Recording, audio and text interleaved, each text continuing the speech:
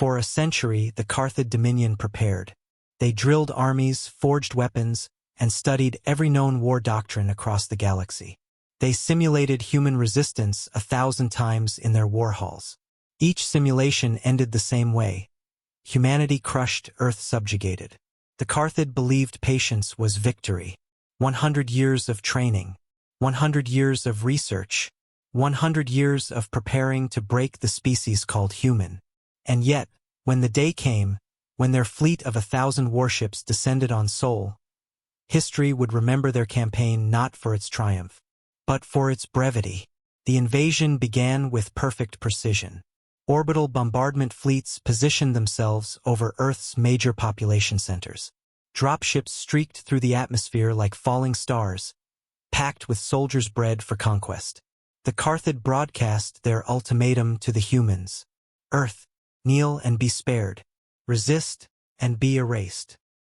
On the command deck of the Dominion flagship, General Vaith allowed himself a rare smile.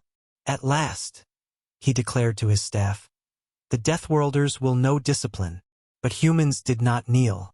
The response came not from leaders or generals, but from countless voices across the planet, patched into the invasion frequency. Try us. The Carthage had expected resistance. They had not expected what kind. Their first dropships were torn apart before they reached the ground. Not by advanced alien weapons, but by human missiles oiled by galactic standards yet guided with deadly accuracy. The skies above Earth became fire. The few transports that landed met soldiers waiting, not panicked militias, but hardened warriors who had fought countless wars among themselves long before spaceflight. They carried weapons both ancient and modern, and their battle cries shook the ground. The Carthage commanders frowned. This was not panic. This was practice. 6 minutes into the invasion, the Dominion fleet began losing capital ships.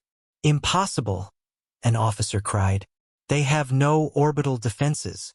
But the humans did. Improvised railguns hidden in mountain ranges, satellites armed with kinetic kill rods, even repurposed civilian spacecraft ramming into Carthage warships at suicidal speeds. Everywhere the Carthage looked, humans were fighting, not as soldiers alone, but as an entire species. By the 9th minute, General Vaith realized something terrible. The simulations were wrong. Humans didn't fight by the rules. They didn't follow doctrine. They turned everything, cities, weather, even their own deaths, into weapons. A squad of human pilots, outnumbered 10 to 1, deliberately detonated their craft inside a Dominion carrier bay, crippling the entire vessel. Civilians sabotaged occupied landing zones, cutting power grids and flooding tunnels, trapping elite soldiers in darkness. Earth itself seemed alive with defiance. At the 12th minute, the Dominion flagship shuddered violently.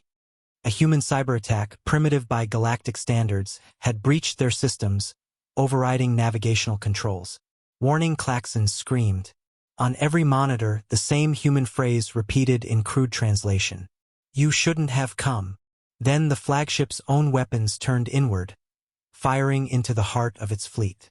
The invasion collapsed. It was over. 12 minutes from the moment the first shot was fired. General Vaith watched in disbelief as what remained of his once proud fleet scattered in panic. His armies were gone, his warships burning, his century of preparation undone by a people who had been underestimated for too long. Why? He whispered. How do they fight like this? The answer came not from his officers, but from the human broadcast that followed, projected into every Dominion channel, carried on a voice calm and cold. You trained for 100 years to fight us. We've been training for survival since the day we stood upright. Earth is not a prize.